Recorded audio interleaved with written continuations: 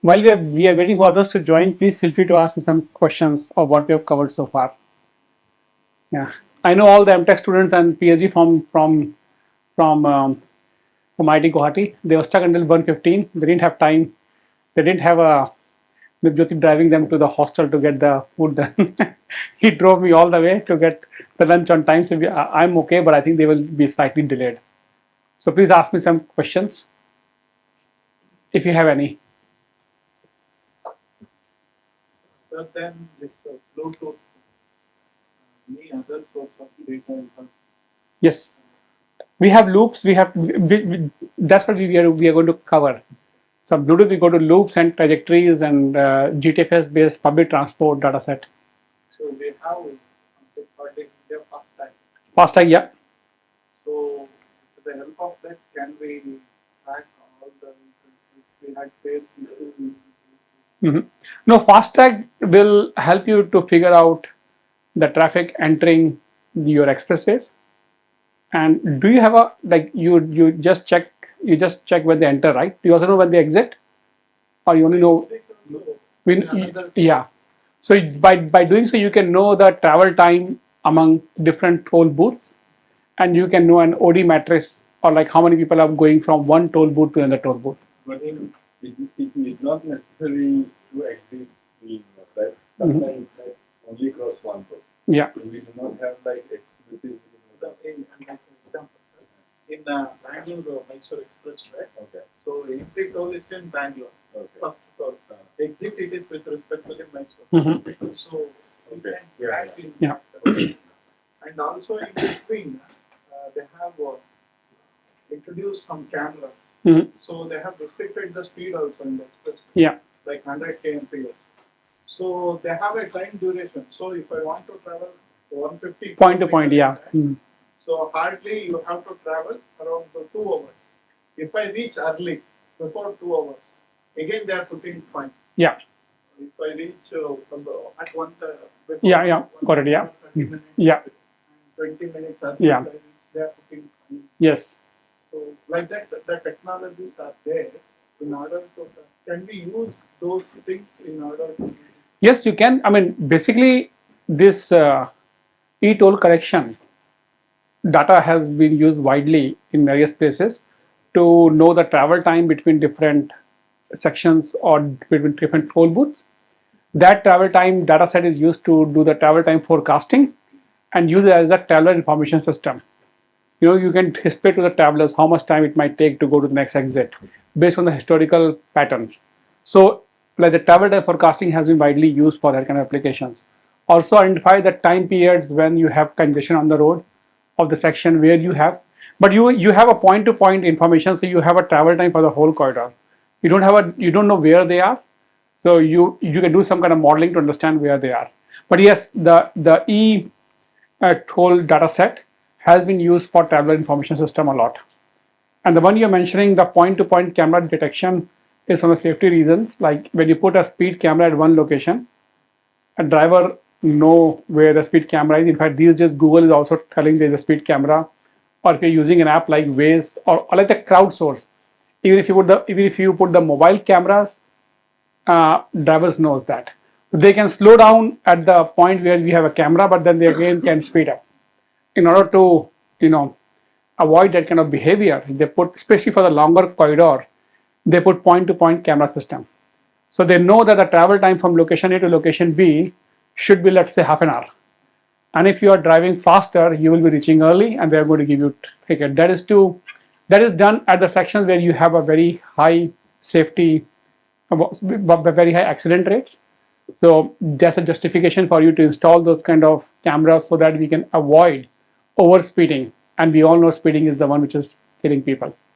It's not the vehicle which kills people, it's the driver who's driving is killing people. Initially, they allowed two-wheelers and three-wheelers in that express. Yeah. Of accidents used to the, then they restricted those kinds of vehicles. Have made. I mean, this is very unfortunate that like drivers, when they're driving very fast, they don't understand that any time when they're not able to control the vehicle, even if there's nobody on the road, if a tire burst, you will be killed. Unfortunately, they don't even put the seat belt on, or even if they put the seat belt on, their back seat passenger, nobody is putting seat belt on. They don't understand that they are risking their family. Because if that accident happens at that high speed, 100, 120, I've seen even some of the like information that people are driving at 200 over a specific portion of the expressway between, I think, Delhi and other places, right? That it's a 4 or 5 lane expressway, no traffic, they go to 200. Yes, there's no traffic, but what if the tire bursts? It can happen, and then you will not be able to control. So is it worth risking your life? Not your life, but your family life also. Yeah. So that's why, I mean, you put those, so you have a justification to put those cameras at the location where we know that there is a high risky behavior happening. Yeah. Okay, so we can start. So welcome back. This was the slide where we stopped last time, where we wanted to see, can Bluetooth provide turning proportions? Do you have an answer for this? Can it? Yes? Yes, it can give you an estimate of all the turning proportion. There was a question asked about penetration rate, which is, what is penetration rate? It is the proportion of the traffic that you're able to capture by Bluetooth, right? And I said penetration rate can be anything, maybe 10%, 15%, maybe 8%. Now, think from penetration rate perspective. Penetration rate can be different for different movements, can be different for different time of the day, can be different for different estimation intervals. So think from that angle and tell me, can Bluetooth give you a good penetration rate? Sorry, good turning proportion.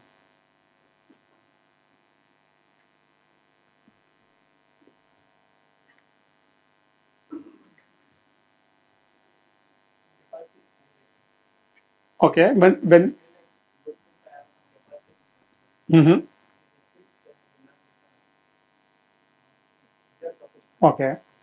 So if it is, yeah, that moment you're reaching to the capacity, that's one way. But what about the intersection? For example, let's talk about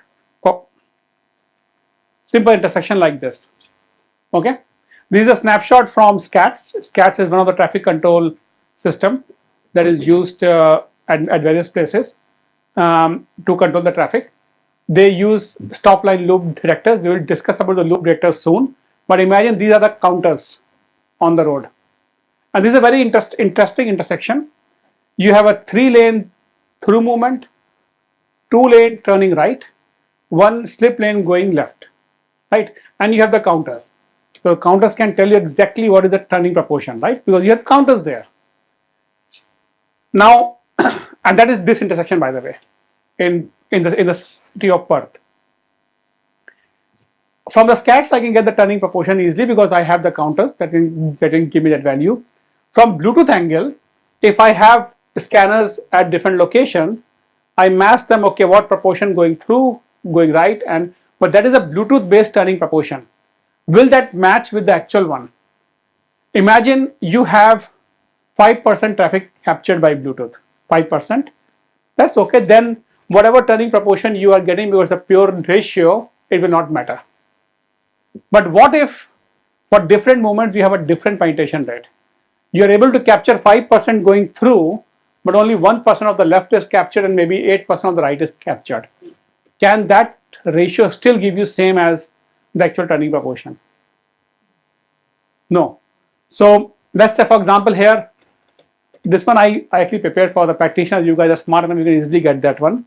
Proportion of the it is the percentage or the turning proportion going through, which is the total traffic I observe going through divided by the traffic going through plus traffic going left and traffic going right. S here means SCATs, the one you are able to get from your counters. Same thing, you can do it for the Bluetooth traffic that you're observing from Bluetooth. Maybe you might have observed maybe 5,000 vehicles, not 5, maybe 2,000 going through in let's say 1 hour. In this case, then you have 3 lanes, right? But this one maybe you have only observed maybe 200. Then divided by the proportion, the number you have observed for through, left and right from Bluetooth. Let's say the penetration rate, which is beta here, is the proportion that you have observed for through, is the number you observe from Bluetooth divided by the actual number that have passed. That is the penetration rate. Similarly, you can have a penetration rate for through, left, and right. It might be different. It might be. So if you put that in the equation, these two will be same only when the betas are same. When the penetration rate is same for all the approaches. If it is not, you will not get a good turning proportion. What practitioners wanted to see, because they spend a lot of money to do surveys to understand the turning proportion, and they are quite interested to have a turning proportion to the order of every 15 minutes or even 5 minutes, and they spend money for the survey. Because for example, here with the counters you can easily get the turning proportion, because you have exclusive left turn, you have exclusive right turn, and you have exclusive through lane. So the traffic here, whatever you observe here, will be going through only, will not be going left or right. But in this case, you have a shared lane. So you have a counter going through, whatever you're observing on this counter might have gone through or might have gone right. So here, by using the counters, you cannot get the turning proportion.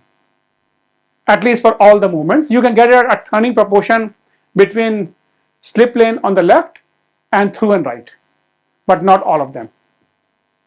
So we basically did some analysis for them to study, okay, that we identify some of the intersections where this exclusive movement is there and the corresponding Bluetooth data set, and just presenting that here. X-axis is the one you are getting from SCATs as a turning proportion. Y-axis you are getting from the Bluetooth.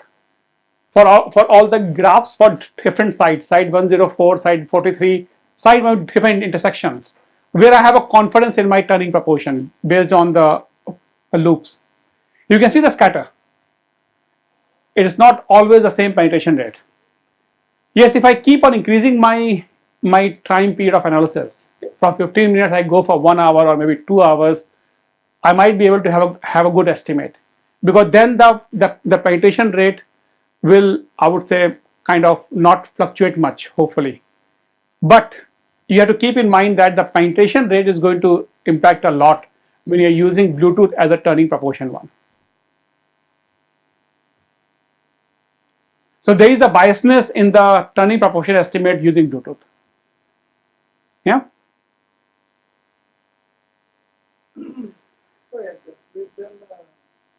Where will we pitch this Bluetooth? For travel time, that is the best information you're getting from the Bluetooth, travel time estimation.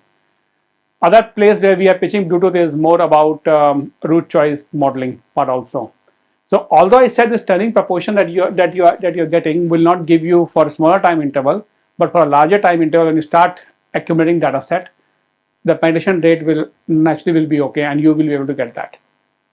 But it is giving you a good estimate of your traffic happening over the network. So that turning proportion you're going to get from Bluetooth, keep in mind that it is under the assumption that the penetration rate is same. And you can use it for your decision making, but under that assumption. You can perhaps do some survey to figure out how much is the penetration rate, how much that is varying, to actually reduce the impact of that biasness, to make some adjustments. But if you do not know that there is an issue, you will just use it blindly. But when they were trying to install scanners, they are saying, oh yes, we can use it more than travel time, we can use it for turning proportion also. Yes, you can use it. I'm not saying you cannot use it. But keep in mind that it is under the assumption that the turning proportion, that the penetration rate is same for the different movements. So there is always an assumption attached to any kind of decision you are making. That assumption might be quite severe for some intersections compared to some other intersections. Another interesting thing that we found long time ago was the uniqueness of the MAC ID. Yes, MAC ID is quite unique, but it may not be unique for long. How it came was, one of my students was actually trying to play around with the travel time values over the network, and he found one of the MAC IDs having a very high travel time within 5 minutes. So the guy was observed at the airport, like this is 1, 2, 3, 4, 5, 6. Within 5 minutes, that was observations we had over the entire network. So which was we thought is not possible. I mean, how can I have a MAC ID is just I mean, moving every like, and this is within 5 minutes, 9:13 to 9:16 minutes since the start of the midnight.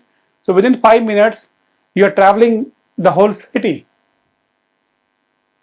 What can be the reason? The reason was that the MAC ID might not be unique. There were some MAC IDs which were cloned by the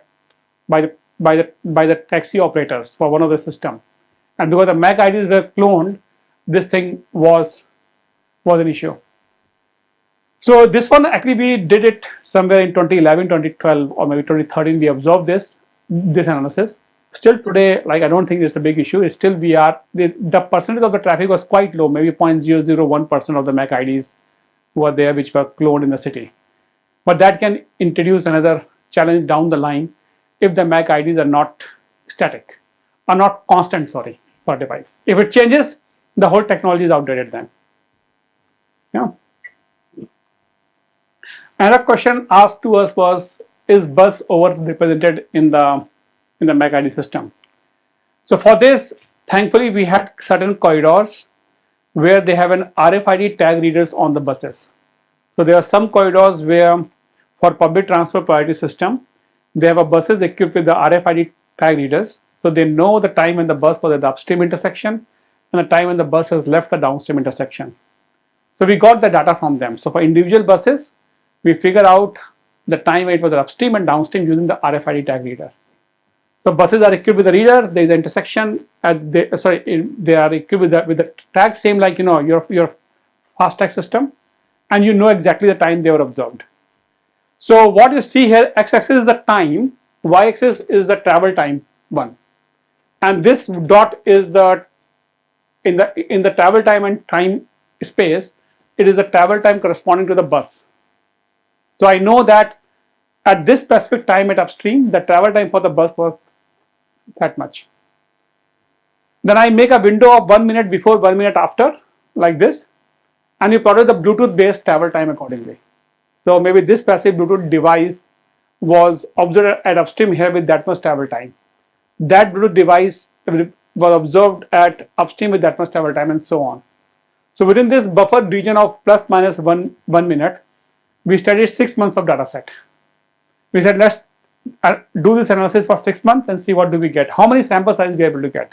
For example, here, 1, 2, 3, 4, 5, 6. I would say we have 6 MAC IDs within the plus minus 1 minute time window of the bus data set. So there is a possibility that all these 6 are from the bus, or some of them are from the bus. But I will not expect more than 6 from the bus in that case. Just a hypothesis we have made, and that is the cumulative probability distribution, empirical distribution for different months for that data set. So what you can see from here is x-axis is the number of Bluetooth data points, y-axis is the cumulative probability. If I say 0.8, and let's say if I look at the month of July, so 80% of my observations in that month of July had less than 2 Bluetooth data points within plus minus 1 time window, and so on. So what can you infer from here? How many data points we are expecting from the bus, or we have observed from the bus? How many?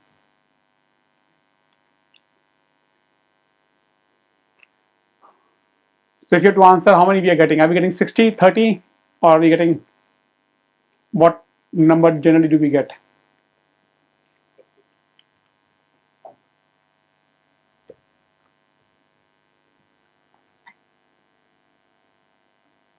I hope you are able to read this graph, the cumulative probability distribution function. So if you look here, 90% of my data is having less than 5 Bluetooth observations. If I look at 95%, it is having less than maybe 6 or 7 Bluetooth observations. So even if I go for close to 100%, it's less than 8 or 9. So I'm not observing more than 8 or 9 observations within from a specific bus. So if you're saying that, okay, I have a bus with a capacity of 60, I'm going to get 30 or 40 observations from the Bluetooth, was not matching with that one. And this is quite old. This is 2011, 2012 data set, right? And the smartphones are getting more and more smarter. the Bluetooth is not in the discoverable mode. Thankfully, the cars Bluetooth are quite dummy, and this further helps us to have some more confidence that whatever we are observing is coming from the cars. Most of them is coming from the car. But yeah, this numbers can change now. If I do the same analysis now, it might be a different percentage. But in general, we are not having a huge percentage from there. You're fine with this? Okay.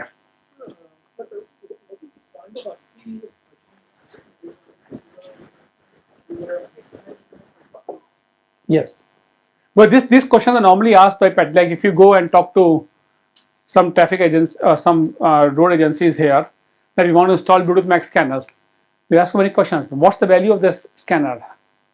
Am I going to? I'm not getting the actual traffic, and I might have different road users whom you are capturing. So this is helping them to answer those questions, to have more trust in what you're observing.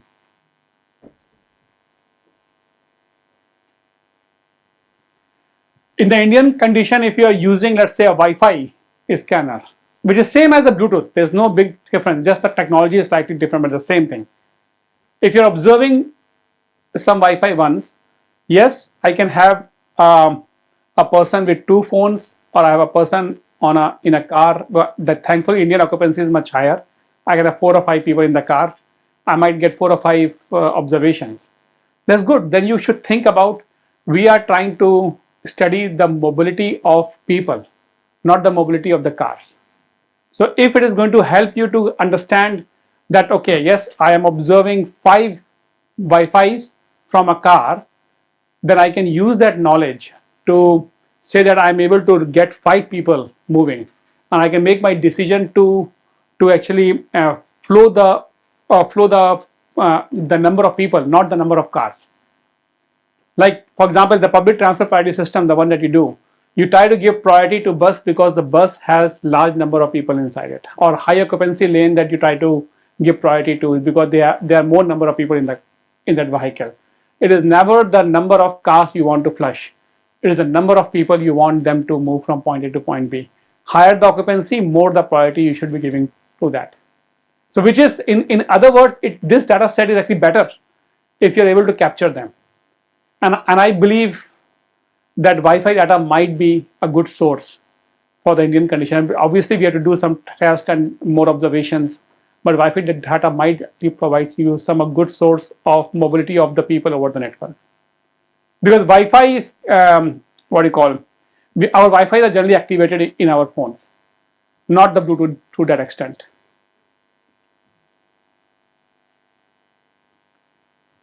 So this is my personal view that actually Wi-Fi should be a good source, and we have been discussing a lot with some of the universities whomsoever we talk. Why don't you put the Wi-Fi scanners? Just try to do some get some data from the Indian condition. SNIT has done some work in that space. IIT Madras has done some work in the space. I know IIT Jammu is also trying to actually work in that space to see how that data can help you to understand the mobility over the network. Because as you can see, these data sets or the scanners are not that expensive. You can easily place them at different locations over the entire city. And with this, the work that we have done overseas, we have seen that you can actually trace the movement, and you can get a lot of information about the traffic patterns. I'm going to show them later, later on. I'm also going to give you some more examples how we are using it for other applications. But yeah, I think this is one of the good source for actually Indian condition if we are able to get this sensors. Yes. Yes.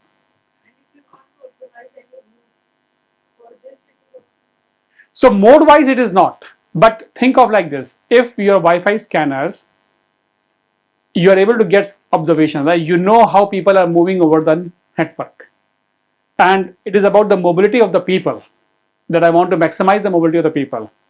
So if I look at, let's say, one of the intersections, for example, here, just for example, suppose on this approach, I am having 100 scanners observations going, or sorry, 100 MAC IDs going. Whereas on this direction, I'm observing only 20. Here I'm only observing 10.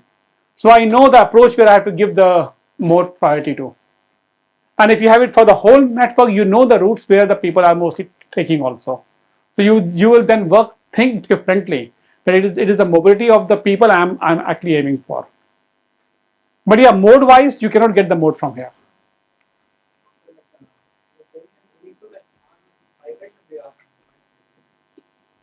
Yes. Yes.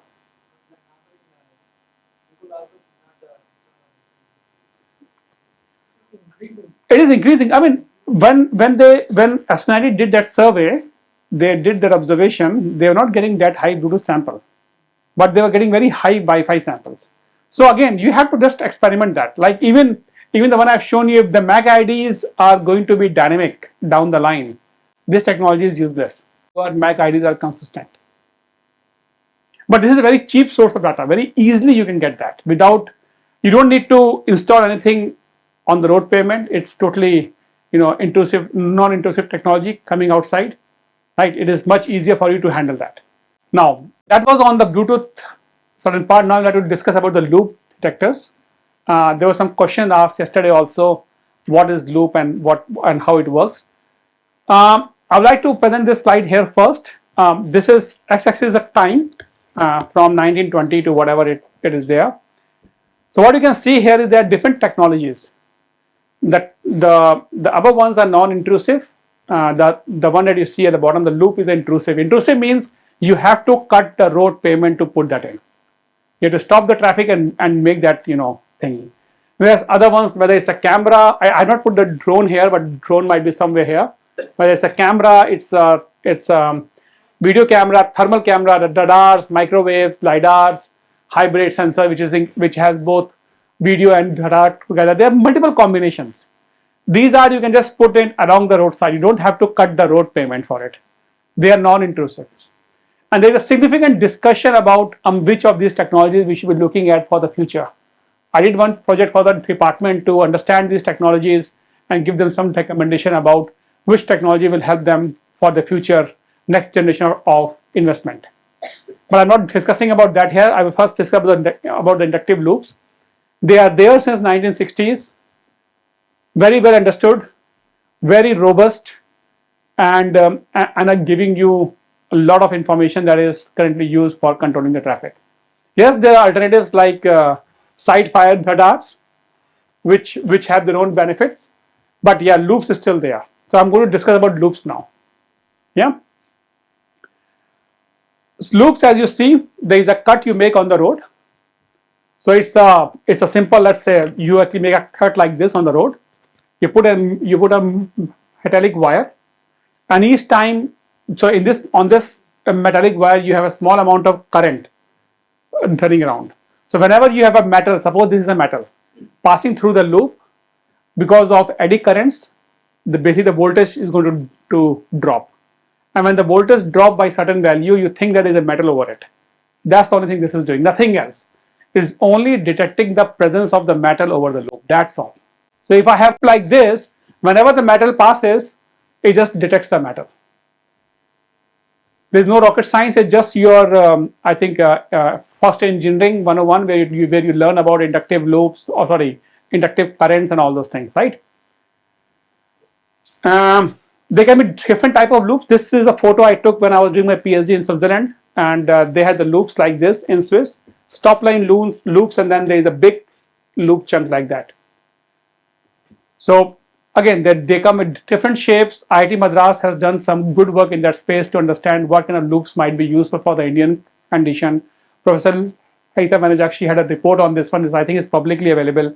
You can have a look on that. Certain forms of loops are more, I would say, better for Indian conditions compared to the traditional ones. For example, here the stop line ones, they are used to, because when I say stop line means this is the stop line bar. Traffic should stop before this bar, before they enter the intersection. I mean, if the intersection is having a dead signal. There is a Q loop, they call it, the big loops. That one is to see, okay, if there is some vehicle present in this loop, I should be giving green until I reach my maximum. So they have their own, I would say, applications. Now, this is just to tell you how it works, which I think you can easily understand from this one. Here, x-axis is the time, y-axis is the pulse value. 0 means no vehicle, 1 means a vehicle over it. or 0 means that the pulse is normal or the voltage is normal, the 1 means that the voltage has dropped. So whenever the vehicle is passing over the loop, you get a pulse. So what you get is just pulses. Just pulses what you're getting, nothing else. Again, you have to calibrate the loop in terms of strength and all those things. I think the Q values which you have to calibrate, otherwise it will be very sensitive, so that you are only detecting the vehicle when it is passing over the loop. Yeah. So you get only pulses from these loops. That's what is there. Now you can think about, I'm getting pulses. These pulses are telling me a lot about the traffic. Generally, on the motorways, you put two loops, as you can see, loop was first and second. So you put a pair of loops. Why do you think they put a pair of loops? Why can't they just use single loop? Sorry? Find the speed. So single loop will just give you one pulse. It will tell you the traffic moving over it. It will tell you, okay, yes, each pulse corresponds to a vehicle. So if I observe 10 pulses, it means I have 10 pulses, I have 10 vehicles. It won't tell you the speed at all. For speed, you put two loops nearby on the same lane, and you can use it for speed. For instance, suppose I have these two loops, loop A, loop B. You know the length of the loops because you have installed them. You know how far they are, which is length between A and B. You know that, right? Suppose this is the pulse you get from B, this is the pulse you get from A. Now, if you analyze these two pulses together, you can get speed easily. Can you get the speed from there? The time A is the time when the vehicle arrived at the first loop. It was there for that much time. Then the second vehicle arrived here and so on. Time A, the vehicle has entered the first loop, A. Time B, the vehicle has entered the second loop, B. I'm not put here, but let's say this is the time A prime, time B prime. So you also know the time when the vehicle has left the loops. The distance is fixed. You know the time. You know the distance the vehicle has traveled. So you know the speed. And the distance the vehicle has traveled in this time period is the length of the loop plus the length of the vehicle. Because vehicle entered and vehicle has left. So if this is my loop, this is the vehicle entered at this time and the vehicle has left at that time. So my front bumper has traveled a distance all the way from here to there. So you know your distance, you know your time, you know so basically you know the speed beforehand, you know that time, so you know the length they have used. And you can take a length from both the loops and take an average, right? So you can get the length also. So single loop cannot give you the length of the vehicle. Single loop cannot give you the speed of the vehicle. You need to have a double loops to get that. That's why you install double loops on the motorway. Yes, there are five. I think this one for the department, it is the length is 2 meters and the spacing is 5 meters. Yes, I mean they specify the standard, so that's the standard that they are using. Yeah.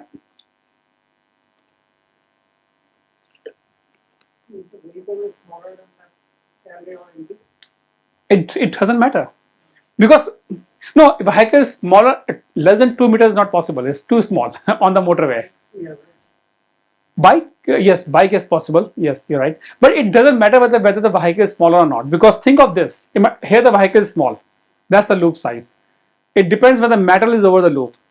It has entered. It doesn't matter we are over the loop when we have left. That pulse is the one which actually we are looking at. Right. So the vehicle size has no. It is the amount of metal in the vehicle which is making which is important. Because some of the vehicles have the front bumper, they have extra metal. They at the back also they have extra metal. So those are making the loops easily triggered even before they have entered that one. So their lengths might have the errors, but those are the engineering errors you have to work with. Now I'd like to just again explain the concept explained by and Jyoti. Yes, our slides will tell you that way. You have a loop here and you get the pulses, right? Occupancy is, as was told yesterday, the proportion of the time when the loop is occupied. So you need to fix your time. It can be 1 minute, it can be 30 seconds, it can be 20 seconds, it can be 5 minutes. The time is fixed. The point is, among this time period, whenever the loop was occupied, just sum that up.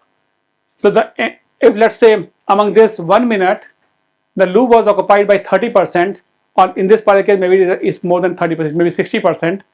So all these shaded area is 60% of the time interval. Occupancy is 60%.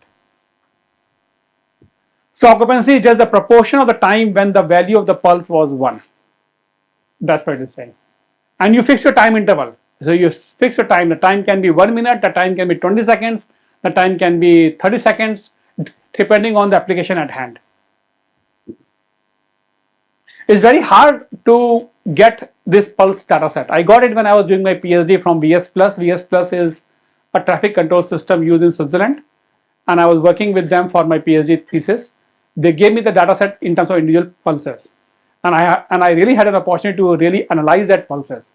I'm showing you quite beautifully, but the pulses are also having their noise. You have to apply some level of filter, or other term that we use in occupancy is the vehicle occupancy. So never be confused with the loop occupancy with the vehicle occupancy. Vehicle occupancy is how much is occupancy in the vehicle. What do you think is generally a vehicle occupancy, or let's say a car occupancy in India? Huh? On average, 4. That's good. What do you think is in Australia? Let's say in Queensland. How much is the car occupancy on average? Sorry? Yeah, it's around 1.2, 1.3. I mean, on average, right? So the occupancy is quite low. We have large number of cars going with just one or two passengers. That's unfortunate. You want to increase the occupancy of the vehicle so that people do carpooling, so and we can reduce the number of cars on the network.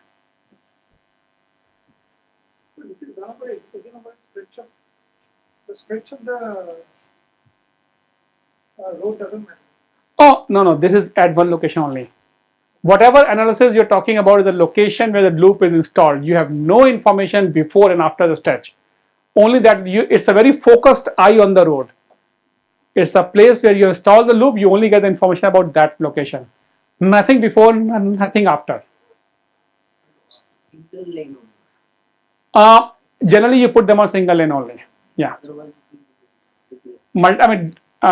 You can actually put them, but it's just on single lane because you want to understand the lane by lane behavior. Mm-hmm. Like for example, the one I showed you here, where was it? SCATS one, right? That's from the SCATS system.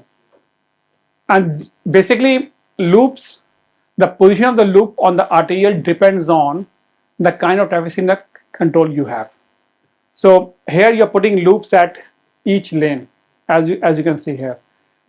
In the case of Switzerland, the one I show you this example, you have a loops like this, 2 loops, but that's the way they have designed. But they have another big Q loop also, which is much larger, maybe 3 or 4 or 5 meters. No, sorry, maybe even 6-7 meters long loop. So when I'm going to talk about traffic signals, I'm going to discuss why you need to have these ones. So when you are controlling your traffic signals, you want to give a green to a specific approach, right? For example, I want to give a green to this approach. You have done your modeling, you say I'm going to give a minimum, I should be giving a green of 30 seconds. The maximum green I'm going to give to this guy is 80 seconds, for example. But I don't have to give him 80-second green if I don't have a demand. So what it says that if this loop is occupied until I reach my 80 seconds, I will keep on giving 80 seconds. The moment this loop is not occupied, I get occupancy 0, I can turn it off early. I don't have to go until 80, I can just turn it off at maybe 60 or whatever time it was. It helps you to make an early decision. But it doesn't come at the cost of its own errors. Because the longer the loop, the more deviations you might be having will have their own errors. Loops also do a crosstalk. The crosstalk means if a vehicle is going, let's say these are two lanes. Vehicle is moving on this lane, but the metal can interfere with the other one. So this guy might also be observing something, although the traffic is on the other one. So they require some calibration to avoid those kind of crosstalks. The more area I have exposed, the more likelihood that I will be having a crosstalk. So there's no perfect system. It is just the jurisdiction decides which way to go and how much confidence they have in that system, and how much they have done the calibration. Yeah. So that was, yeah, that's what I was discussing on the loops. On the arterials, it depends the type of the signal control. We already seen two types of signal control. One was SCATs, where the loops were at the stop line.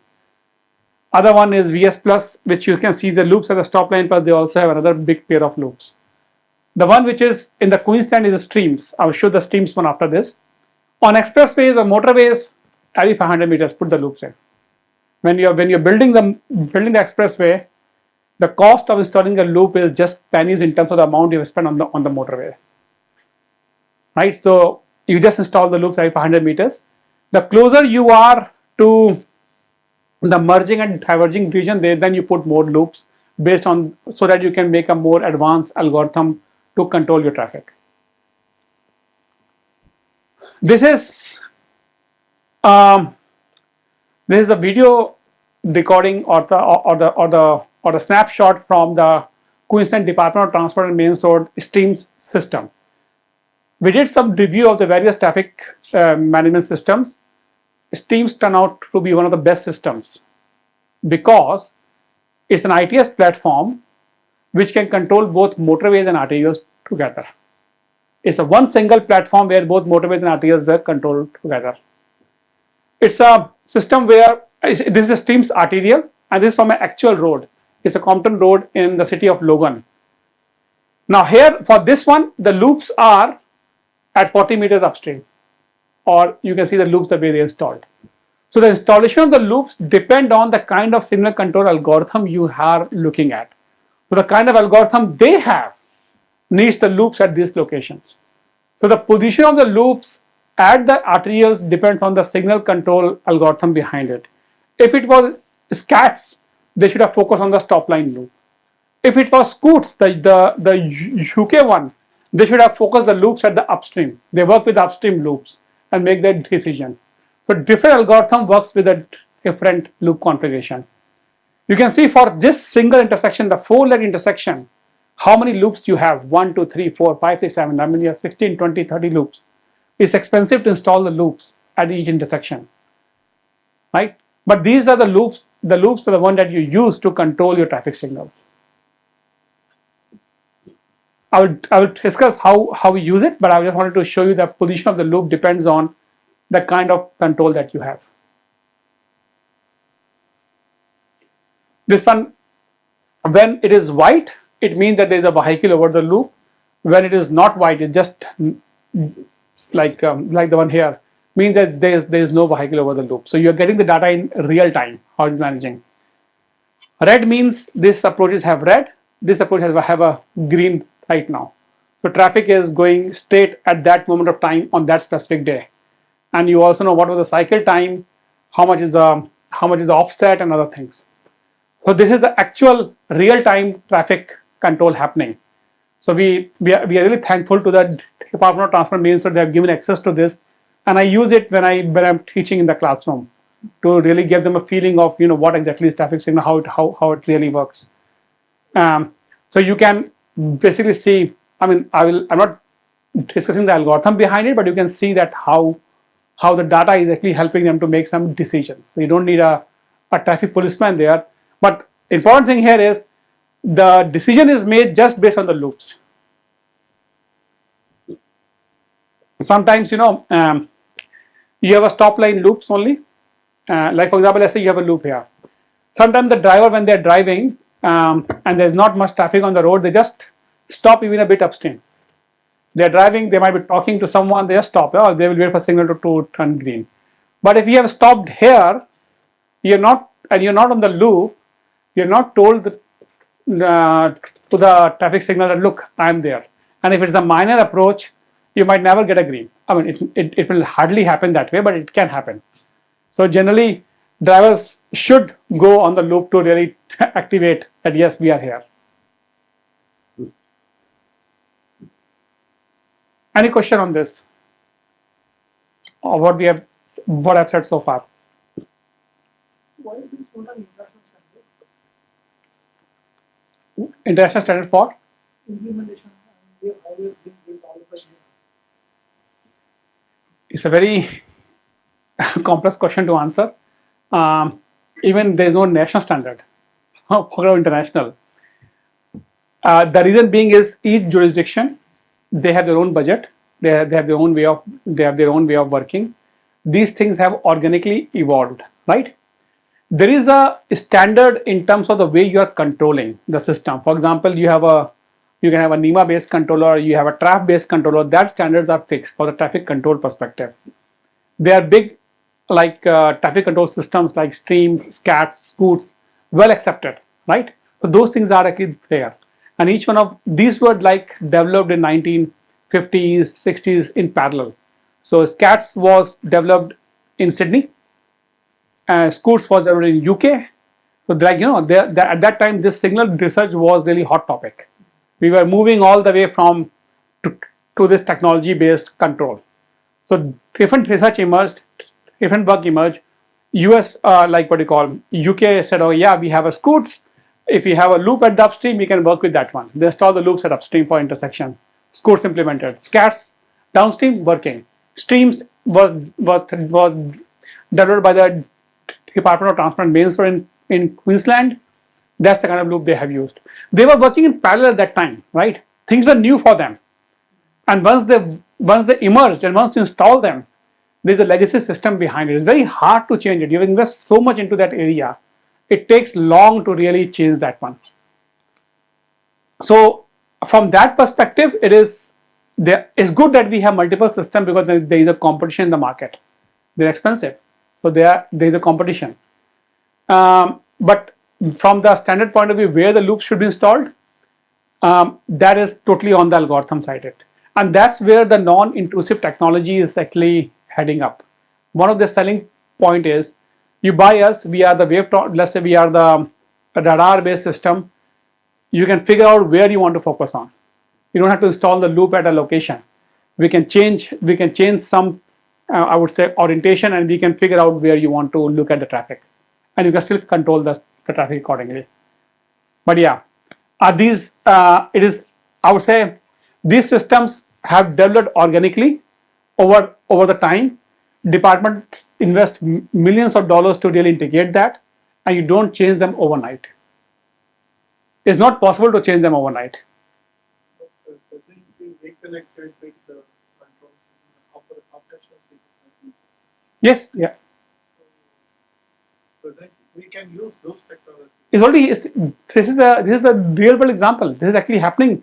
This was the video, like the snapshot I took was on which day? 11th, whatever it was. I think one of the days. So it was the one we took. So this is how the traffic controls.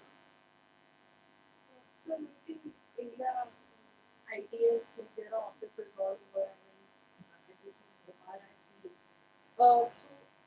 for them, if we have to get any data from them, they actually give us an Excel file rather than a real life data frame we can work upon. Yeah. Like, do you have any ideas actually, any state which is actually working on, where we can get real-time data on our laptops rather than actually working on? I mean, for the signals, I don't know, but I think for the public transport in India, we have a lot of data set for public transport. When I was in Surat, there's the City Link or City Link or Smart Link or whatever they have, the center where they have the public transport. The data set is there. I know in Triple IIT they are managing the public transport data a lot. Dr. Pravesh team. So public transport data is actually easily available. These ones, we had a good relationship with them. We set up like an MOU with the department. So it is much more easier for them to give us access. So we have actually, so see, this is a ITS terminal, the Steam's ITS terminal that goes into a department. We have a fiber optics going from there to our center also at QUT. So we are able to have a read-only access. We cannot control it. We cannot change anything, but we can read that.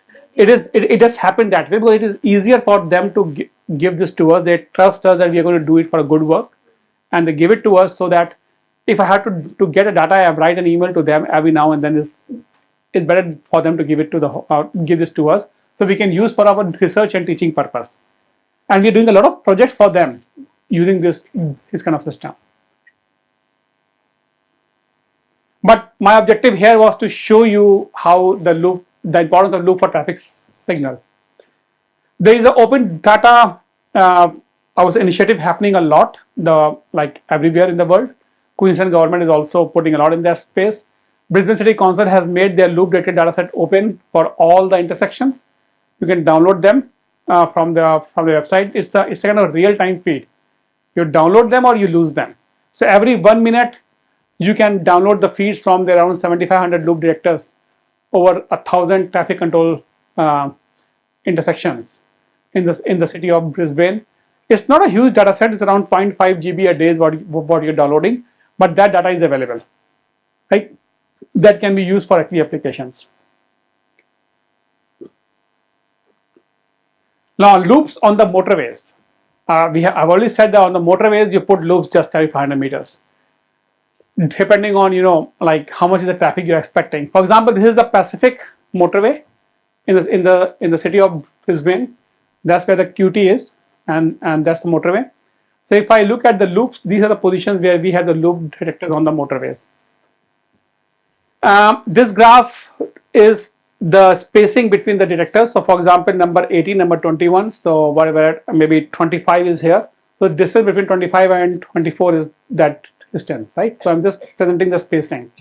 So you can see the spacing varies. It's not the same spacing, not every 500 meters. It's on average 500 meters. But depending on closer you are to the city center or more on-ramps and off-ramps you have, the spacing is less than 500 meters. As you go forward, the spacing increases. Yeah. Now, as I said earlier, the data is never ever perfect. There's a lot of noise into it. But before jumping on the data quality,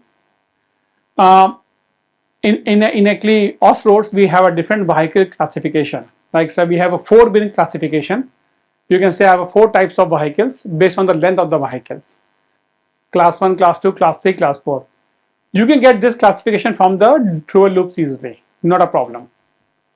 Then there is a 12-bin classification where you are classifying all the way from Class 1 to Class 12. And these are based on not just the length, these are actually based on the axle spacing also, axle grouping that you do. So axle spacing means how far is the spacing between these axles, right? Can I get that from my dual loops? Can I get the 12-bin classification from the dual loops?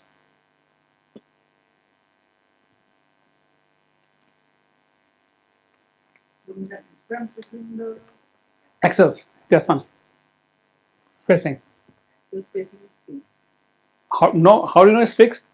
If I have this guy, it has different axle spacing happening. Also, or it's based on the number of axles. Sorry, number of axles spacing and how many axles do we have?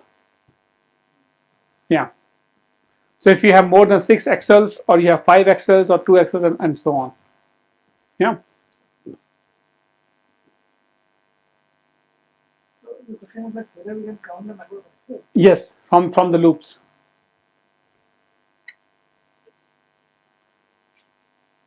So axle spacing also plays role, especially for your short and the medium classification, whether it's less than 3.2 meters or more than 3.2 meters. So spacing also plays role. But can we count the number of axles from the dual loops? We can't. We can't count because we are only observing the metal. We're not observing anything else, right? So we can't count that one. So what can we do? To do that, you use piezoelectric strips on the road. For example, you can have this is one of the examples: loop, piezoelectric strip, and loop. So loop, piezo, loop combination. This piezoelectric strip is basically the one which is working on the principle of pressure. When there is when the tire is passing, you can figure that out. So from there, you can actually identify how many axles are there. You know the speed, so you can even figure out how much is the spacing between the axles. But speed you're going to get from the dual loops, right? I don't have to explain that, you can understand it easily, right? So you can, then you have a different combination for that one. If you want to go for vehicle classification, and generally you want to do it for the expressways to figure out what proportion of my traffic, which kind of vehicle is moving on the expressways. And I think for Indian condition to actually get this kind of vehicle classification and all things, the loops should work. Yes, there will be a lot of noise with respect to the non-lane behavior, but as Professor Akhilesh was telling, more the number of cars you have, naturally it will end up into a lane-based traffic. You might have more number of effective lanes, but it has to follow that way.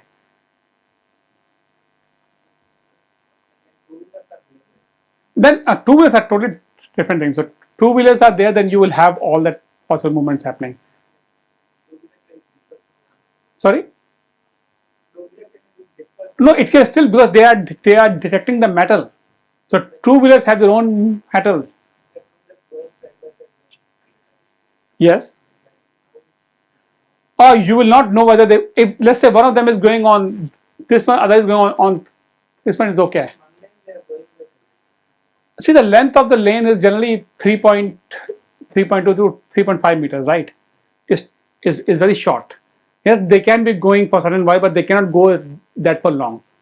Yes, you will have the errors for even for here. If a lane change is happening, if somebody is trying to do a lane change, it is going to create error. So there will be noise and error in the system. We are expecting 5% error easily. I'm not saying you're going to have 100% perfect observation. So 5% is an acceptable errors anyways. We accept that there will be a 5 plus minus 5% counting errors. Street will also have its own actually errors. I don't know whether I have a slide, but there are some specifications that by the department, okay, we want a technology that should be within this much level of accuracy, and they never say 100%. Yes, yes, yeah. So I think, I just saying, IIT Madras has done a lot of work. Professor Lahita Jakshi has done a lot of work in that space to figure out what the loop configuration should be and all those things.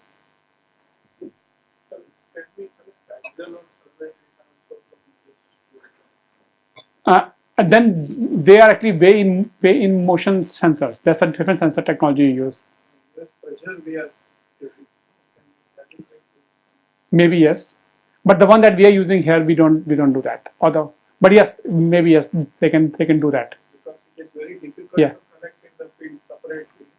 So people will not support Yeah. to go through the system. So they do that. There are certain way in motion sensors, which is also similar technology, but as you mentioned, they have to be done a proper calibration to actually get the way in motion. Yeah. And what normally they do is they have the sensors along the roadside. They have the whole system, a unit, which collects all the data set and connects to their server. Now, we have talked about the flow data set from the loops. For example, this is from like for the whole day, from midnight to midnight.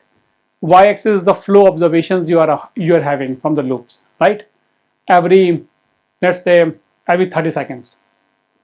You can see that there's a lot of scatter happening, yeah, and it's very hard to use this raw data set straight away because of the scatters. And these scatters are fluctuations. It's quite natural that the loop is here. Sometimes the vehicles are close by, sometimes they are far.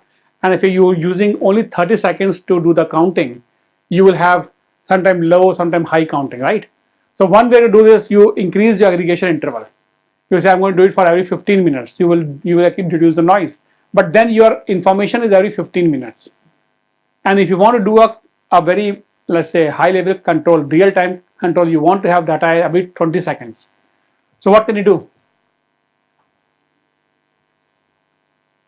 What can you do in this case?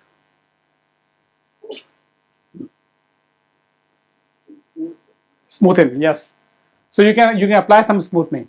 For example, it's very simple exponential is smoothing. Same data set, this one. When I apply my smoothing, this is what I get. And what the smoothing we have used is the flow value. That's a new smoothing flow. Is the last flow with some, let's say, weightage, plus the previous flow that you have smoothed with some other weightage. So let's say I have, let's say I start from here. I will smooth this value. My first value I can't smooth much. The second value I will smooth with the previous one, which if I say this is 0.3, use the 30% of my current one and 70% of the last smoothened one, and keep on doing it. It's exponential smoothing because this smoothened value has its own impact. So you are exponentially smoothing it. So here we have used that smoothing stuff. I don't remember what value was used. It might be 0.3, 0.8. I don't remember that. But a kind of exponential smoothing technique you can apply to smoothen your data set.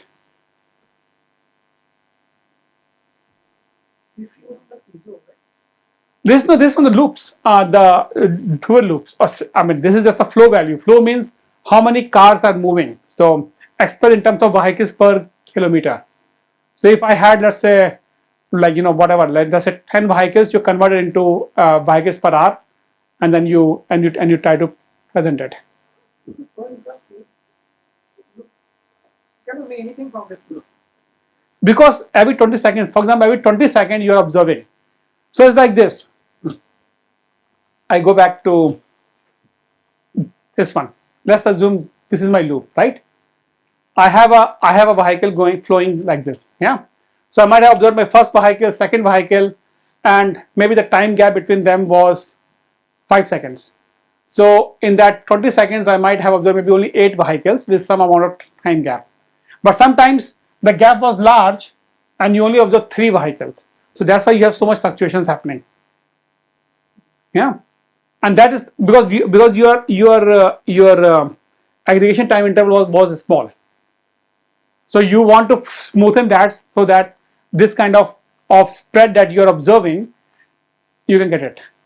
And I want to show this to you because this is actually every 20-second data from that site on 23rd of February from one of the detectors, the raw form in 20 seconds. And this is what you get, again 20 seconds of smoothen value. So smoothing is very important before you perform your analysis further.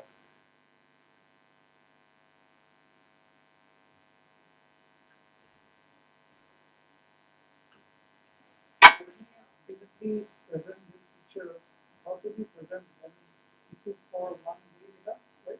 Yep. One location. So One location data. Yeah. No, but you remember I showed you the fundamental diagram moving around. So you can use each data point as a smoothing data point to define your fundamental diagram shape. But when I'm going to make a decision about how to control my traffic, I'm going to use the smoothing data to make a decision how to control the traffic. Yeah. Do you want to take just 2 minutes break, stretch yourself before we start next? Yes, please. After lunch, I know it's hard.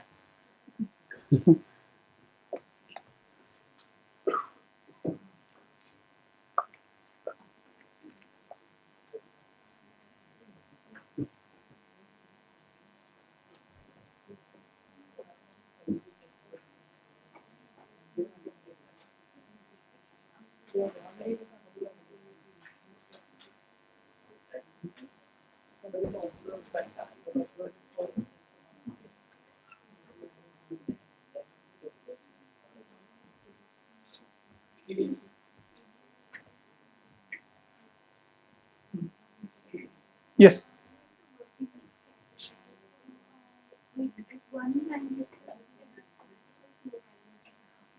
No.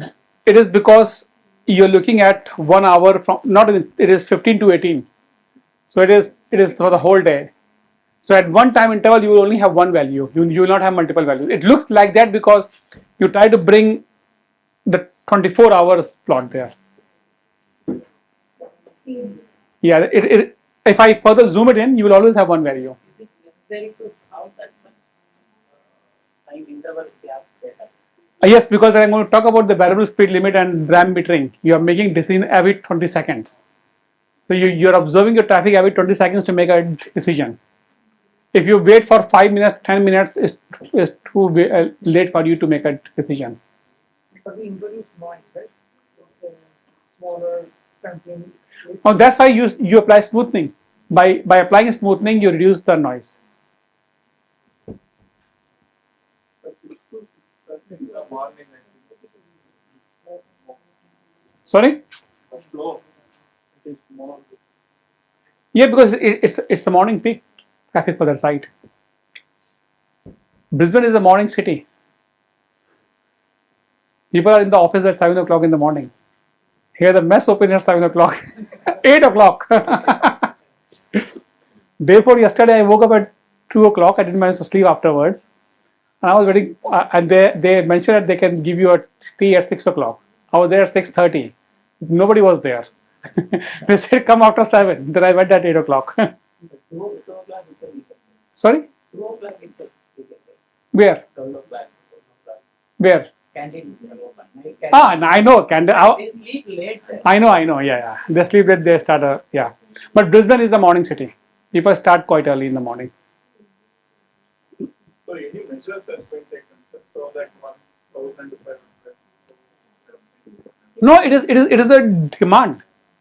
This is a demand profile. You have a high demand going, and then this might have gone down because of traffic congestion for a while, and that's it is because there is a flow value.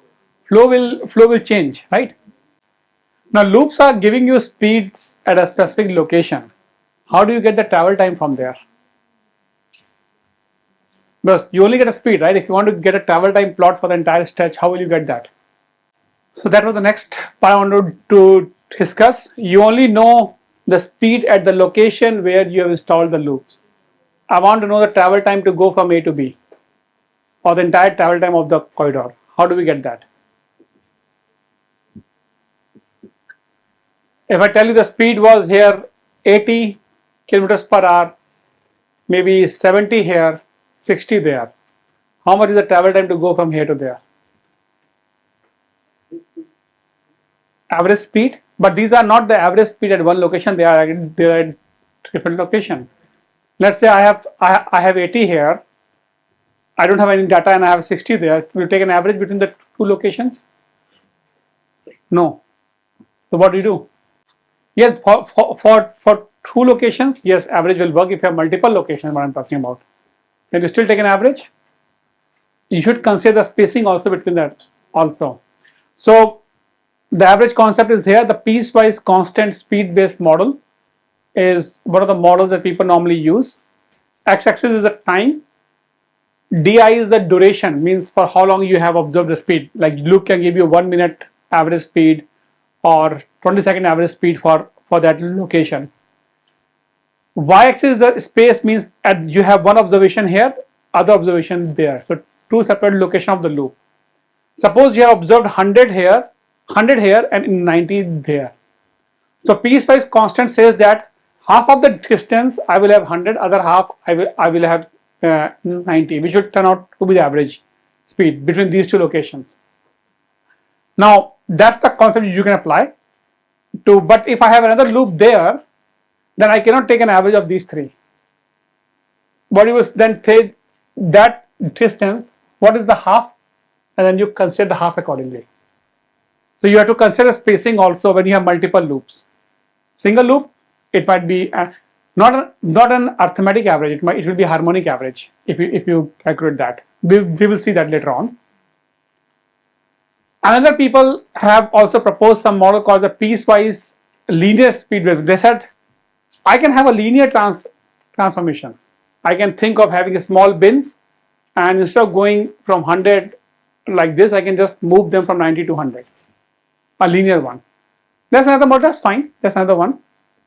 It is a bit more complex to calculate, but that has been also proposed in the literature. Let's have a look on how these two really works. We did some simulation. This is a motorway section, different loops as you see here. There is a spacing between the loops, right? And in the simulation, I can take any loop out, and the simulation spacing is going to be here. or the loop spacing will be higher. So when the spacing was 500 meters, and from simulation the actual travel time piecewise constant it doesn't matter. The loops are so close, it is better to go with the simple piecewise constant one than to have a linear one. As the spacing increased to 1 kilometer, you can start observing some differences. When the spacing was 2 kilometers, in fact, during congestion built up and congestion dissipation time, the piecewise constant was still performing better, right? So you don't have to complicate things if you can still get a simple solution. So even for 2 kilometers, it was actually okay. In fact, this one was also showing that in terms of the accuracy, the average accuracy that we observe over various simulations is going to drop. It will be, maybe you might be 80% accurate in your speed estimation when the spacing is 2 kilometers compared to when it is only 500 meters. And this one is the 95th percentage of the accuracy. 95% of the time your accuracy will be more than 70%. I mean, just to tell you that it is going to give you some good results. Yeah. So spacing of the loops plays an important role because travel time is what you are interested in afterwards. If you want to estimate the travel time along the corridor, and there are models to do it. But we can see that as the spacing is going to increase, my travel time will have a 80% or 20% error. Errors will be more and more.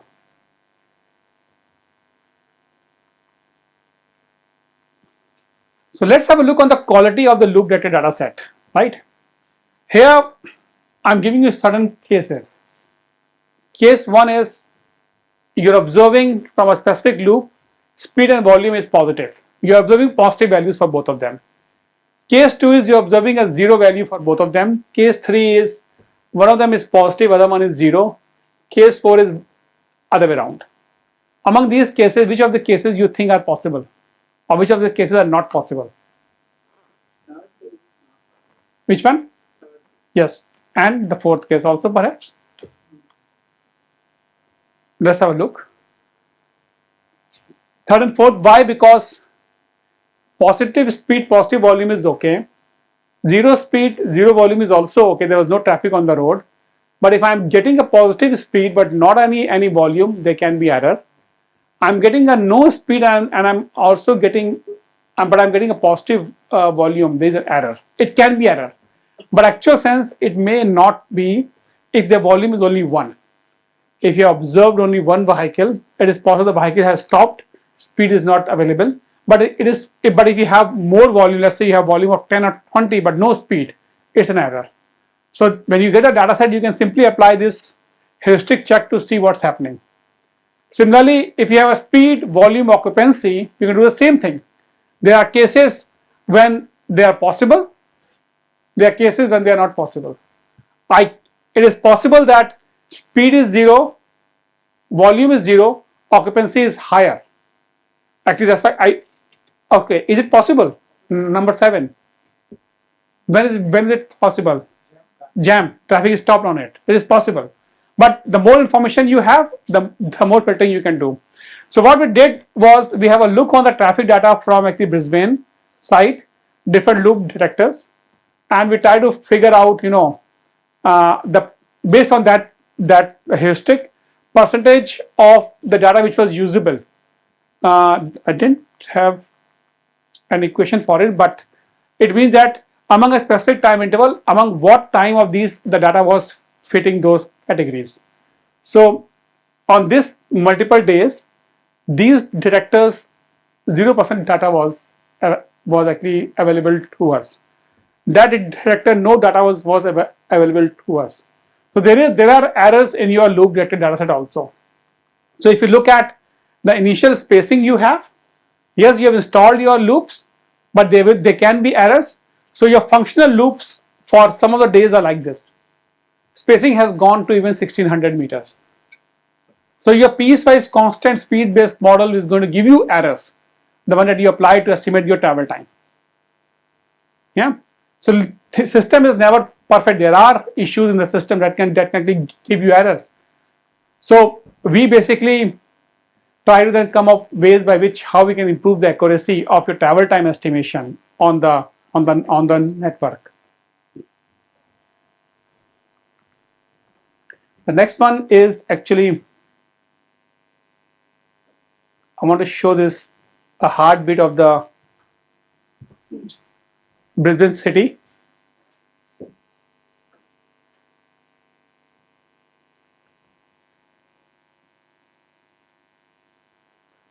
What you see here is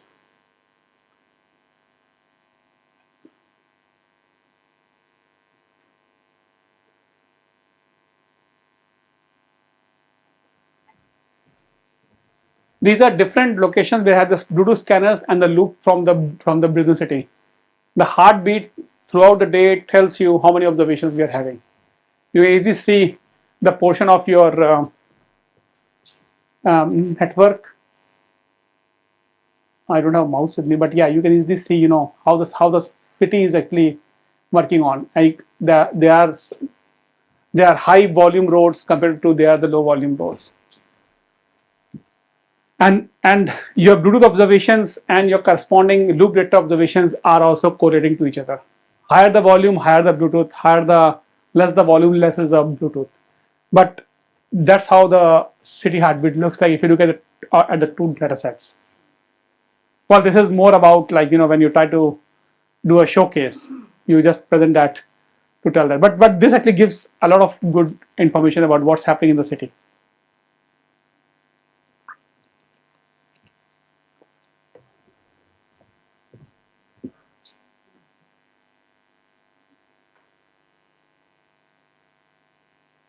So next, what I would like to discuss is the accuracy issue.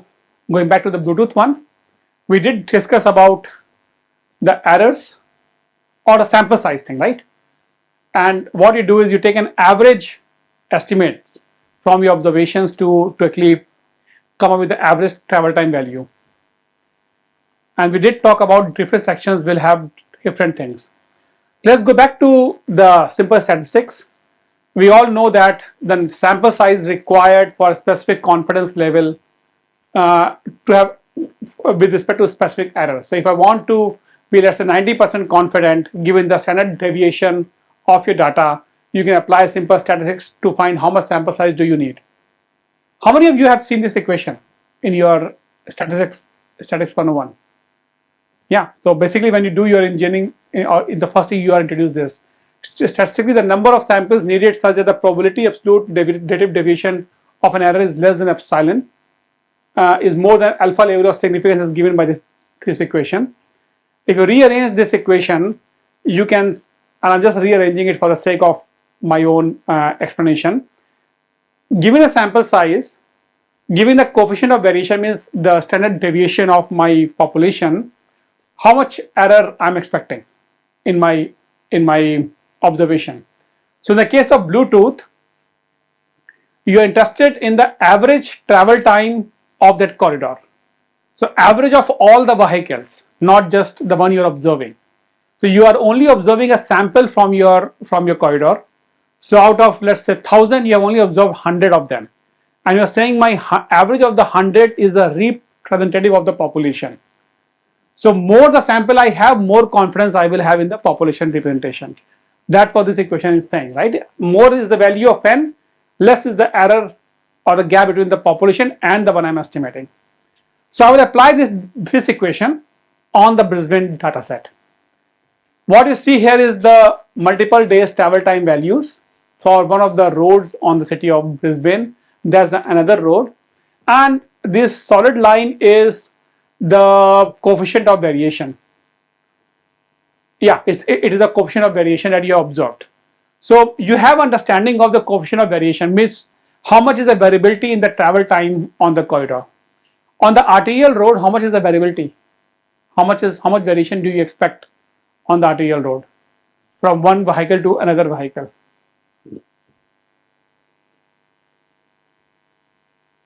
In general, say in the 5 minutes time interval for one of the roads, the number of cars going around. Some cars will have a low travel time, some cars will have a high travel time depending on whether they're able to clear the intersection or not able to clear the intersection. So there will be some variations, right? And that variability will be between 20 to 30%, as you can see here. It can be 20 to 30% can be the variation from one travel time to another travel time. Even in Switzerland, when I was doing my PhD on RTL, I have even observed a variability until 55% variation between the travel time from one vehicle to another vehicle. It's a huge variation which can happen. So more is the variability, more is the sample size I need to have a confidence in my estimation. So if I just, as I mentioned, I have rearranged the equation.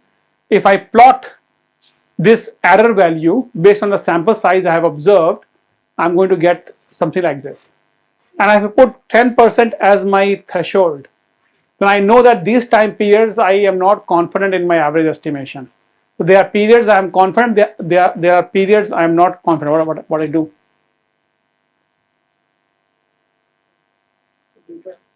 Return is here, yeah.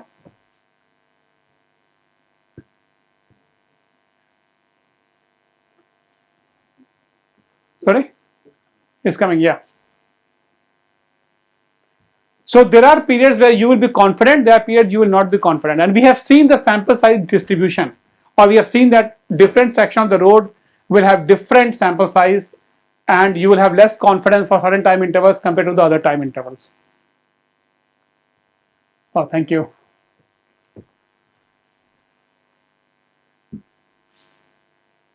So Bluetooth in itself, yes, is a good sample source. It can give you good travel time values, but there are instances when your confidence is low. There's a graph from another for actually other intersection of this is for different days, I think, yeah, for actually different days around the coordination drive. But the point I have already mentioned to you, that you will have directly variation. So what do you do? That's where the fusion comes in. You asked me a question that we have data from multiple sources. What can you do with that? You have a Bluetooth, you have a loop. You can think of fusing them together. Bluetooth is giving you the travel time. Loops are giving you the flows. On the RTL intersection, I'm not confident in my speed estimate from the loops because the traffic is going to stop and go. On the motorways, I'm happy. On RTLs, I'm not. For example, this is, let's say, the time of the day versus travel time. I not have a data set. How do I fill that gap? That's where the loops are going to help us. Plus, if I fuse them together, I can even get an estimate of the density. And that's what I'm going to discuss next. That the fusing the two together, neither the loops nor the Bluetooth can give you the density. They can only give you travel time or the flow values. But density estimation was not possible. So if I fuse them together, I can get the density. Yeah. Do you have a tea break now? I think at 3:30. What time is the break before we start? It's a tea break. Yeah. So let's have a tea break, and then I'm going to discuss about how do you fuse the loops and Bluetooth together to estimate the density and the travel time estimation.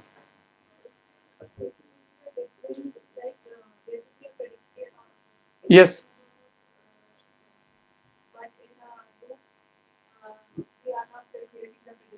Yes.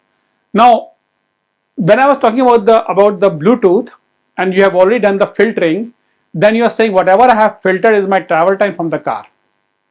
So once you've done the filtering, you are making a hypothesis which is acceptable hypothesis that now these are the travel time for the cars.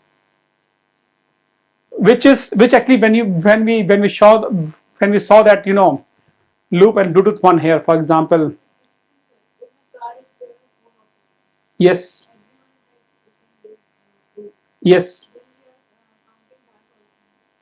We are counting that, but we cannot filter those things. We can only get estimate. That's what I'm saying. But you will not have that many high number of observations. In the bus I showed you, in the bus we might have 60. We're only observing maximum 6. So one thing which I believe is the Bluetooth is actually able to capture a lot of the data from the dummy Bluetooth of the car. So the inbuilt Bluetooth of the car is always in the discoverable mode. But that's the one you are mostly capturing. Like these ones, maybe some of the noise here, they can be the pedestrians. Once I have done the filtering, I'm making an assumption that that's the travel time. Now that pedestrian is having a travel time similar to the car because of the traffic is high. I don't care, because it can happen that the traffic is congested and you are moving. Even if you're cycling, you might be cycling at the same speed as the car. That's okay. I want to get a pattern. I want to see what is the travel time of the corridor. So some data points here might be from the cyclist in this time period, but that's okay. They are among that high band.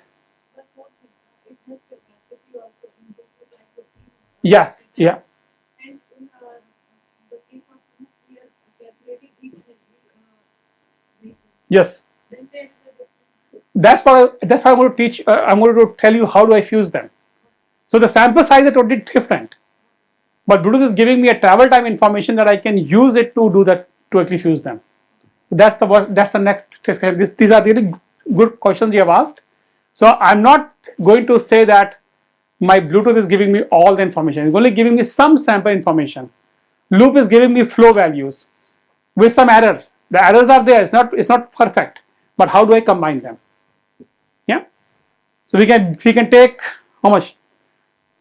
Maybe let's do 20 minutes break. It's a half an hour one, but let's try to do 20 minutes so that I can cover more. Online, do you guys have any question? You guys can go for a cup of tea. Any question from online audience?